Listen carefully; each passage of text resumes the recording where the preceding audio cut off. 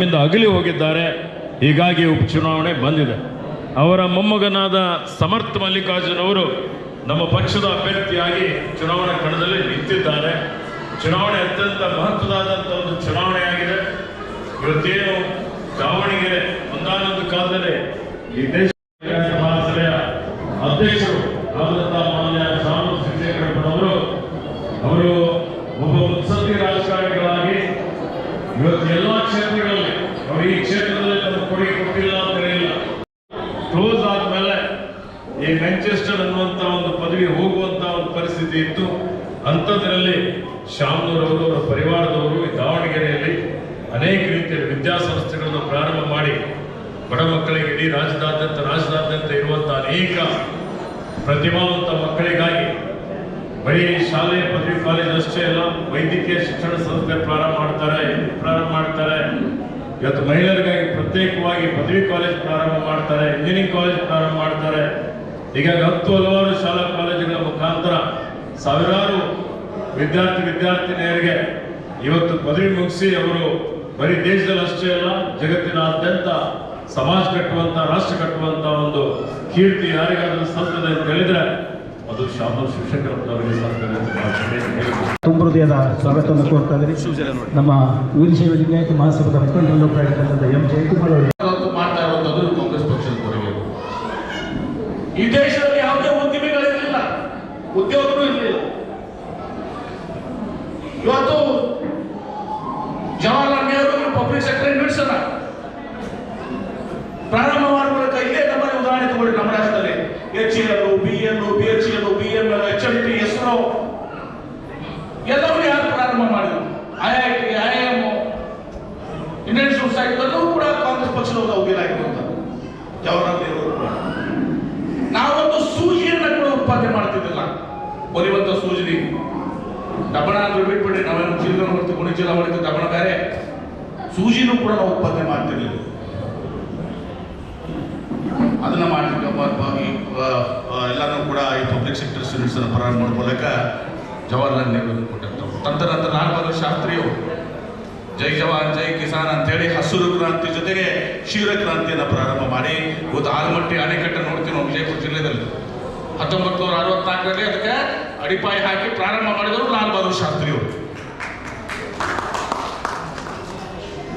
ಆಮೇಲೆ ಶ್ರೀಮತಿ ಇಂದಿರಾ ಗಾಂಧಿ ಅವರು ಬಂದ್ಮೇಲೆ ಒಂದು ದೊಡ್ಡ ಬಡವರ ಸಲುವಾಗಿ ದೊಡ್ಡ ಕ್ರಾಂತಿನೇ ಇತ್ತು, ಗರೀಬಿ ಹಟಾವ್, ರೋಟಿ ಕಪಡಾ ಮಕಾನ್ ಅಂತೇಳಿ ಇವತ್ತು 20 ವರ್ಷದ ಕಾರ್ಯಕ್ರಮಗಳ ಮೂಲಕ ಮನೆಗಳನ್ನು ಕಟ್ಟುವಂತ ಕೆಲಸ ಆಯಿತು, ಬಡವರಿಗೆ ಮನೆಗಳನ್ನು ಕಟ್ಟುವಂತ ಪ್ರಾರಂಭ ಆಯಿತು. ಈ ರೇಷನ್ ಕಾರ್ಡ್ ಪಡಿತರ ಚೀಟಿಯನ್ನು ನೋಡ್ತಿಲ್ಲ, ಇಂದಿರಾ ಗಾಂಧಿ ಅವ್ರ ಕೊಡುಗೆ. ನಿರ್ಗತಿಕರಿಗೆ, ನಿರಾಶ್ರಿತರಿಗೆ ಇವತ್ತು ಸಹ ವೃದ್ಧಾಪ್ಯ ವೇತನ, ಅಂಗವಿಕಲ ವೇತನ, ವಿಧವಾ ವೇತನ ಎಲ್ಲವನ್ನು ಕೊಡುವಂತ ಪ್ರಾರಂಭ ಮಾಡಿದ್ದು ಇಂದಿರಾ ಗಾಂಧಿ ಅವರು. ತದನಂತರ ರಾಜೀವ್ ಗಾಂಧಿ ಅವರು ತಿಳಿಸು ನಮ್ಮ ಮೊಬೈಲ್ ಫೋನ್ಸು, ನಮ್ಮ ಕಂಪ್ಯೂಟರ್ ಇದೆಲ್ಲವನ್ನು ತಂದಿದ್ದು ರಾಜೀವ್ ಗಾಂಧಿ ಅವರು ತಿಳಿಸು. ತದನಂತರ ಮನಮೋಹನ್ ಸಿಂಗ್ ಅವರು ಇವತ್ತು ಮಹಾತ್ಮ ಗಾಂಧಿ ರೋಜ್ಗಾರ್ ಯೋಜನೆ, ಆಧಾರ್ ಕಾರ್ಡು ಮತ್ತು ಪ್ರಮುಖವಾಗಿ 70,000 ಕೋಟಿ ರೂಪಾಯಿ ರೈತರ ಸಾಲವನ್ನ ರಾಷ್ಟ್ರೀಕೃತ ಬ್ಯಾಂಕ್ಗಳು ಕೊಂಡು ಸಾಲ ಮನ್ನಾ ಮಾಡಿದೆ. ಇದೆಲ್ಲವೂ ನಮ್ಮ ಕಾಂಗ್ರೆಸ್ ಪಕ್ಷದ ಕೊಡುಗೆ.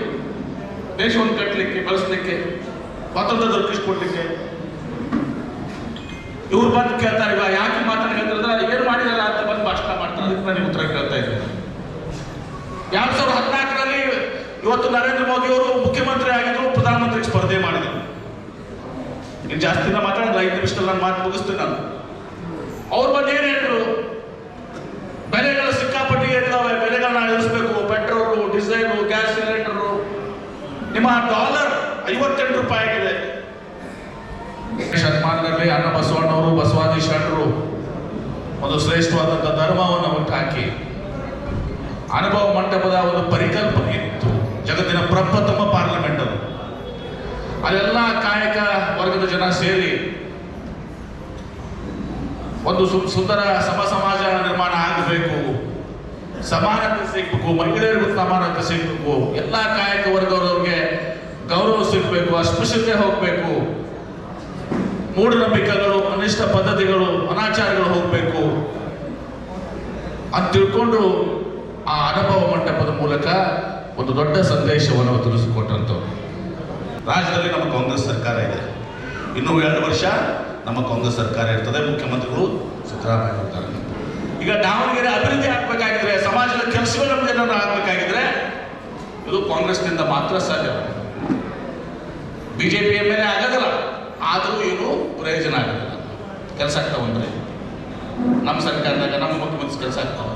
ವೇಸ್ಟ್ ಆಗಲ್ಲ ನಿಮ್ಮ ಓಟು ಎಷ್ಟು, MLA ವೇಸ್ಟ್. ಇದು ಸತ್ಯ ಪರಿಸ್ಥಿತಿ. ನಾವು ಬಾಗಲಕೋಟೆಗೆ ಮಾತ್ರ ಹೇಳಿದ್ರೆ ಮರ್ಚೆಂಟ್ ಅಸೋಸಿಯೇಷನ್ ಅವ್ರು ಪಕ್ಷಾತೀತವಾಗಿದ್ರು ಸರ್. ಬಿಜೆಪಿ ಅವರು ಕೂಡ ಇದ್ರು ಮರ್ಚೆಂಟ್ ಅಸೋಸಿಯೇಷನ್. ಎಲ್ಲರೂ ಕೂಡಿಲ್ಲ ಸರ್, ನಮಗೆ ಮುಖ್ಯವಾಗಿ ನಮ್ಮ ಮಾರ್ಕೆಟ್ ಆಗಬೇಕಾಗಿದೆ, ಮಾರ್ಕೆಟ್ ಮಾಡಿ ಕೊಡಿಸ್ರಿ, ಅದು ನಿಮ್ಮಿಂದೇ ಸಾಧ್ಯದ. ನಾವು ವಿರೋಧ ಪಕ್ಷದವ್ರು ಆಯ್ತು ತಗೊಂಡ್ರೆ ನಮ್ಗೆ ಏನು ಸಾಧ್ಯ ಅಂತ ತಿಳ್ಕೊಂಡು ಅವರು ನಿರ್ಣಯ ತಗೊಂಡಿರ್ತಾರೆ ಸರ್. ಎಲ್ಲ ಇಲ್ಲೇ ಇದ್ದಾರೆ, ಸಂಬಂಧಿ ನಮ್ಮ ದಾಶಾಳು, ಮೊಹಮ್ಮದ್ ಮುಷ್ರಿಫ್ ಅವರು ಎಲ್ಲರೂ ಕೂಡ ಇಲ್ಲೇ ಇದ್ದಾರೆ, ನಿರ್ಣಯ ತಗೊಂಡಿರ್ತಾರೆ. ಅದಕ್ಕೆ ನಾವು ದಾವಣಗೆರೆಯವರು ವಿದ್ಯಾವಂತರು ತಿಳ್ಕೊಂಡಂಥವ್ರು ಎಲ್ಲರೂ ಇದ್ದೀರಿ. ಅದಕ್ಕೆ ಸಮರ್ಥ ಒಬ್ಬ ಯುವಕರಿದ್ದಾರೆ, ಅವ್ರನ್ನ ಬೆಳೆಸುವಂಥದ್ದು ಮತ್ತು ಶಾಮನೂರು ಶಿಕ್ಷಕರು ಶ್ರದ್ಧಾಂಜಲಿನ ಅರ್ಪಣೆ ಮಾಡ್ಕೊಂಡಂತೂ ಆಗ್ತದೆ. ಒಂದು ಅವಕಾಶವನ್ನು ಅವ್ರು ಕೊಡೋಣ. ಅವರ ಅಜ್ಜ ಕೆಲಸ ಮಾಡಿದ್ದಾರೆ, ಇವತ್ತು ದಾವಣಗೆರೆಗೆ ಒಂದು ಹೆಸರು ಕೊಟ್ಟಿದ್ದಾರೆ. ಮಲ್ಲಿಕಾರ್ಜುನ್ ಜಿಲ್ಲಾ ಉಸ್ತುವಾರಿ ಸಚಿವರಿದ್ದಾರೆ, ಅನೇಕ ಕೆಲಸಗಳು ಮಾಡಿದ್ದಾರೆ. ವಿಶೇಷವಾಗಿ ಕೆರೆಗಳನ್ನ ಇದು ಮಾಡುವಂಥದ್ದು, ಕೆರೆಗಳನ್ನ ಕುಡಿ ನೀರಿದ್ದಕ್ಕೆ ಭಾಳಷ್ಟು ಉತ್ತರಿಸಿ ಕೆಲಸ ಮಾಡಿದರೆ ನಾವು ನೋಡಿದ್ದೀವಿ. ಅವರ ಸಮರ್ಥವ್ರ ತಾಯಿ ಪ್ರಭಾ ಮಲ್ಲಿಕಾರ್ಜುನ್ ಮೇಡಮ್ ಅವರು ಒಬ್ಬ ಒಳ್ಳೆಯ ಸಂಸದರಾಗಿ ದಾವಣಗೆರೆಯ ಜನರ ಅಂಥ ಸಮಸ್ಯೆಗಳ ಬಗ್ಗೆ ಪಾರ್ಲಿಮೆಂಟ್ನ ಹೋರಾಟ ಮಾಡ್ತಾ ಇದ್ದು ತಾವೆಲ್ಲರೂ ನೋಡಿದ್ದೀವಿ. ಈ ಯುವಕರಿಗೂ ಒಂದು ಅವಕಾಶ ಕೊಡ್ರಿ, ನಿಮ್ಮ ಮಗ ನಿಮ್ಮ ಸಹೋದರ ಅಂತ ತಿಳ್ಕೊಂಡು ಒಂದು ಅವಕಾಶವನ್ನು ತಾವು ದಯವಿಟ್ಟು ಕೊಡ್ರಿ ಅಂತ ತಿಳಿಸೋದು